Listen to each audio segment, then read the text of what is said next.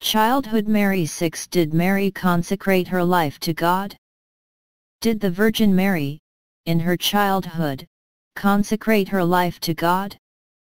Well, there is no absolute dogma on it, that is to say, absolute reference on it, but the Church, all the same, in its liturgy, decided to make its own what is called the Feast of Mary's Presentation to the Temple, a legend told by an apocryphal gospel about Mary's childhood that says that around the age of perhaps 7, 8, her mother Anne introduced her to the temple, and there she gave God a vow of total consecration in chastity, if he wanted to.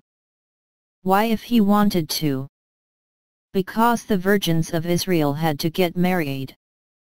Celibacy was forbidden in the law of Moses.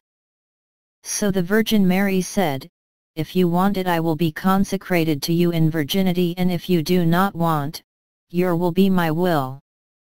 How can we prove that it is true, that Mary has made a vow that could be said of religious, at that age, perhaps 12 years? Well, when the angel appears to him at the Annunciation, he does not ask him, "Would you accept Mary to conceive and to give birth to a son who will be called the Messiah?" But he said to her, "Behold, you are going to conceive and give birth to a son." And that's not to crush his freedom, far from it. It's because he does not need to ask permission. She gave everything to God. She will do what God wants of her. He knows it. So he gives her the mission God wants of her. We do not know if the Virgin Mary in this very concrete consecration, lived a time in the Temple of Jerusalem like a Vestal, as it was done among the Greeks. We do not know. All we know is that when the Annunciation took place, she was at home with her parents, and she was getting engaged to a man who had obviously accepted his vow of virginity, because when the angel told him here that you will conceive, she says, "But how will it be? I do not know a man."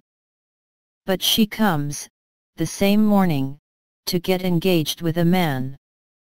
It was therefore that she must not have physical relations with this man, whom Joseph had agreed to protect, by a marriage of love, his vow of chastity.